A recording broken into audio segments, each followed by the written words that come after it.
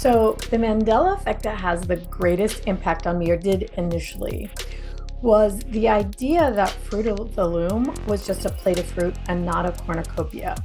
And the reason is that, in a past life, I used to be a cake decorator. And every year we had to go grab the Fruit of the Loom package to remember what a cornucopia looked like at Thanksgiving, because it's kind of a weird shape.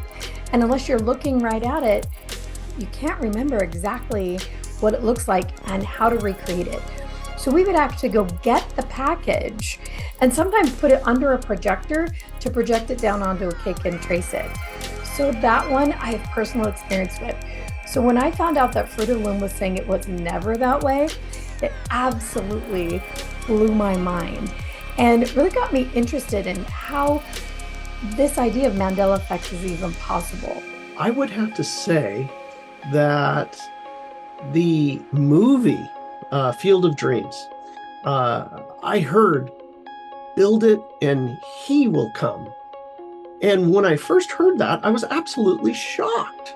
I was like, who is he? What are they talking about?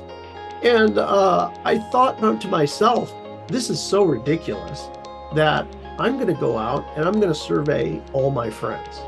And I would go out and say, hey, complete this sentence. Build it from the movie, Field of Dreams, build it and they will come. I was like, yes, they will come. It was an entire team that came out of the cornfield. So anyway, it was just quite ridiculous. I found that to be really funny. And I guess the validation of literally everybody I knew was able to verify it for me.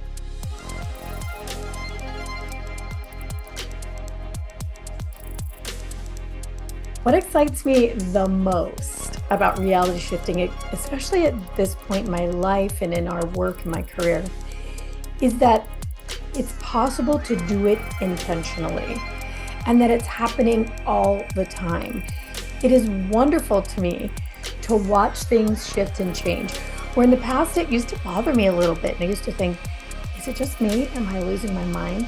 But to know for sure now that it's happening for a lot of us, and that as our consciousness changes, we actually see it more and more and more. It's really very present and real. Our universe is extremely malleable, that it's happening not only on all of these TV shows and music and films, it's the physical evidence of the malleability of our actual timeline. It's the malleability of our lives. So the exciting part for me was the understanding is, if it's malleable, it's malleable. And can we have some sort of influence over it? Bill McKenna and I are going to be talking about how consciousness affects reality shifting and how through the physical body and the field around the physical body that we can actually affect global Mandela effects, but more importantly, I think for each of us, personal Mandela effects or reality shifts that it's possible to see them immediately. We're going to share how that physical body and that field around the body really play a significant role. The talk is about how to actually gain control over this effect.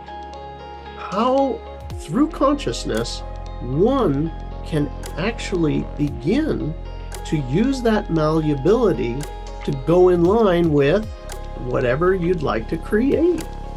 The actual techniques to actually bend reality.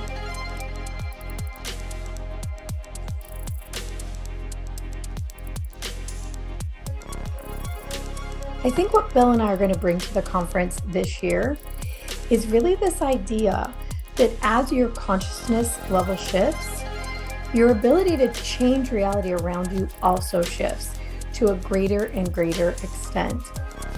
And as you create these reality shifts, it also has an equal effect on your level of consciousness. They continually create each other and grow upon each other.